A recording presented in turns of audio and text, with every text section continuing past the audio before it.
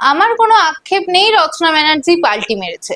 না, এই কথাটা আমি বলছি না, বলেছেন তৃণমূলেরই এক প্রাক্তন বিধায়ক। তিনি গতকাল সমাজ মাধ্যমে লিখেছেন, আমার কোনো আক্ষেপ নেই রচনা ব্যানার্জি পাল্টি মেরেছে। সত্যি বলছি, আমার এতে কোনো আক্ষেপ নেই।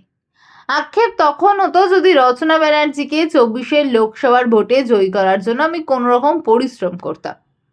যখন তার নির্বাচনের প্রচার চলছিল আমি তখন নাকে তেল দিয়ে শুয়ে ঘুমাচ্ছিলাম, কারণ মাননীয় মমতা ব্যানার্জি এক জনসভায় প্রকাশ্য মঞ্চে দাঁড়িয়ে আমাকে দলের সমস্ত কাজকর্ম থেকে বিরত থাকার নির্দেশ দিয়েছিলেন। আজ তাই ধন্যবাদ জানাচ্ছি মাননীয় মমতা ব্যানার্জিকে, সঠিক সময়ে আমাকে তৃণমূল থেকে বহিষ্কার করার জন্য। না হলে আজ আমার খুবই আফসোস হতো সমস্ত পরিশ্রম জলে চলে গেল বলে। খুব বাঁচা বেঁচে গেছি সেই মনোকষ্ট থেকে। আশা করি বুঝতেই পারছেন কে সেই প্রাক্তন বিধায়ক যার লেখা কথা বলে।